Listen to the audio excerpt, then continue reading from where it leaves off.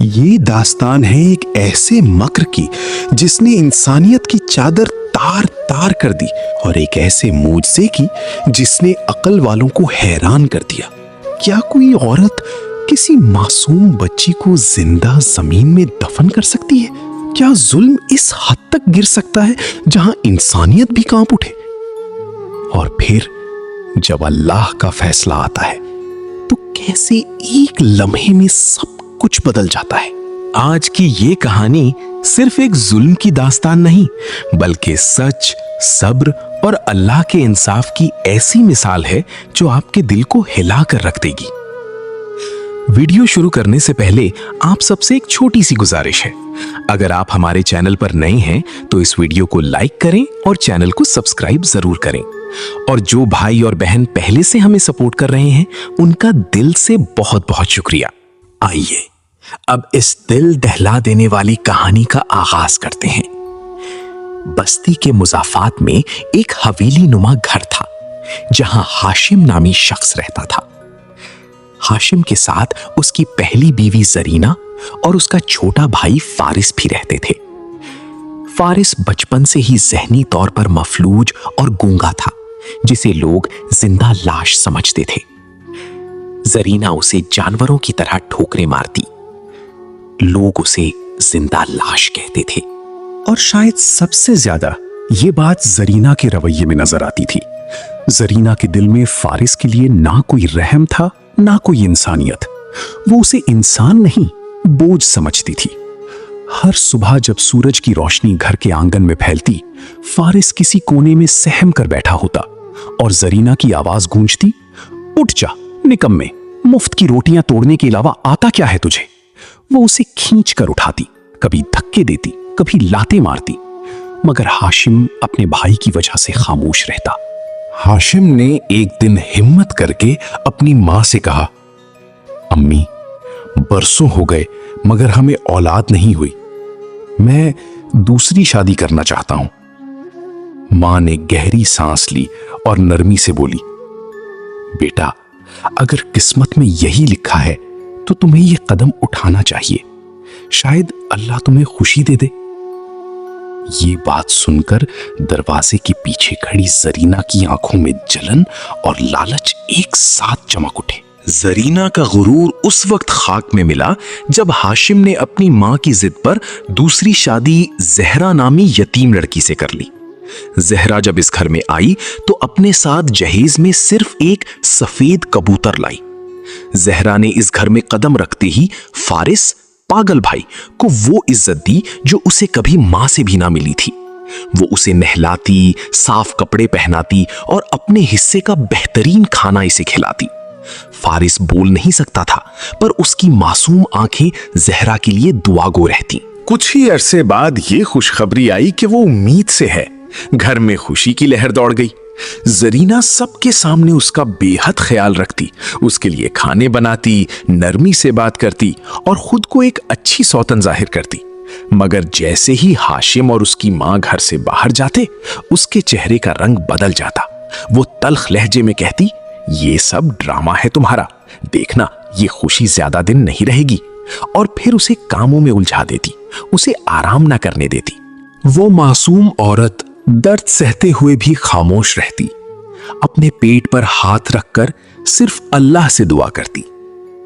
فارس یہ سب ایک کونے میں کھڑا دیکھتا رہتا۔ اس کی آنکھوں میں بے بسی اور دکھ صاف نظر آتا۔ وہ کچھ کہنا چاہتا تھا، مگر اس کی خاموشی اس کی سب سے بڑی مجبوری تھی۔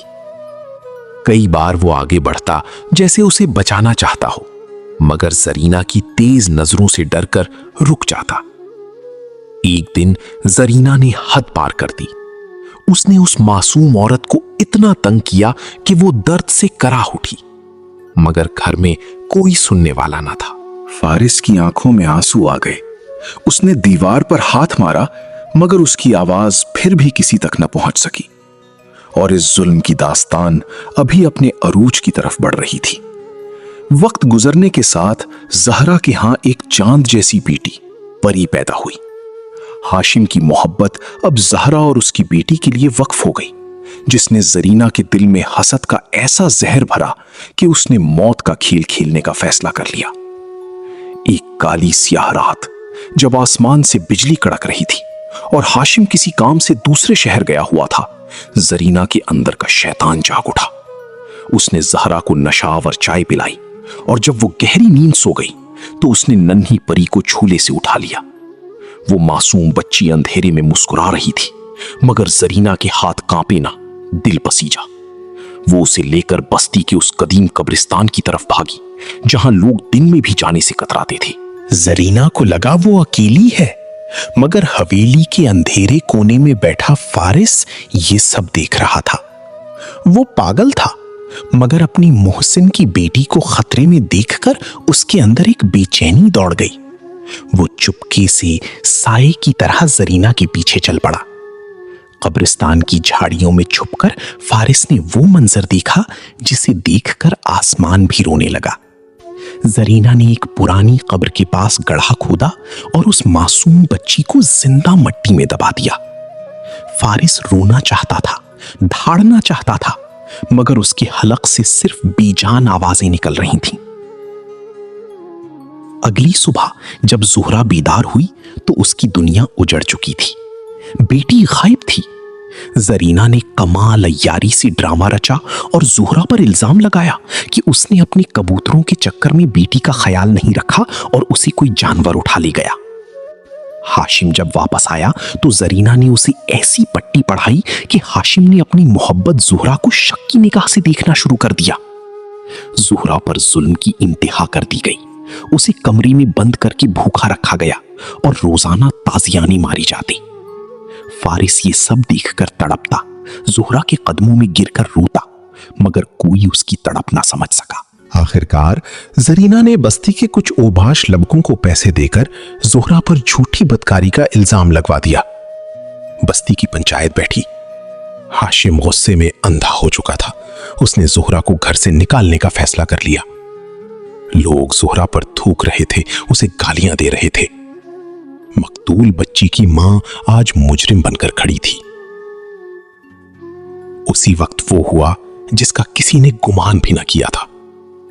फारिस, वो पागल जिसे सब पत्थर मारते थे, मजमा के बीचों बीच आ खड़ा हुआ। उसका चेहरा गुस्से से सुर्ख था और आंखों से खून उतर आया था। उसने अपना हाथ आसमान की तरफ उठाया और एक जोरदार चीख मारी। अचानक उसकी हलक की गिरा खुल गई और वो साफ आवाज में पुकारा, ठहर जाओ, ये औरत ज़ुहरा पाक है, गवाह रहना, इस काली चुड़ैल ने मेरी भतीजी को जिंदा दफन किया है। पूरे गांव पर सकता तारी हो गया। हाशिम के हाथ से लाठी गिर गई। वो गूंगा जो बचपन से खामोश था, आज कुदरत का तर्जमान बनकर बोल रहा था। फारिस ने जरीना का गिरेबान पकड़ा और उसे घसीटते हुए उसी कब्रिस्तान ले गया। पीछे पीछे पूरा गांव था। फारिस ने इशारा किया, यहां खोदो। जब मिट्टी हटाई गई तो वहां एक खाली कपड़ा मिला। बच्ची वहां भी ना थी। जरीना हंसने लगी, देखो ये पागल झूठ बोल रहा है।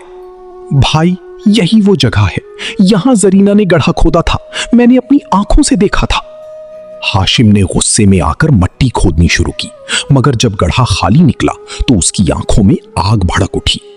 झूठ बोला तुमने, मेरी बीवी पर इल्जाम लगाकर हमें रुस्वा कर दिया।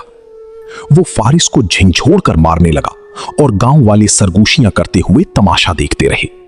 पहले पागल था, अब बोलने लगा तो झूठ गढ़ने लगा। फारिस रो पड़ा, हाथ जोड़कर बोला, भाई खुदा के लिए मेरा यकीन करें, मैं सच कह रहा हूं। मगर हाशिम का गुस्सा कम न हुआ।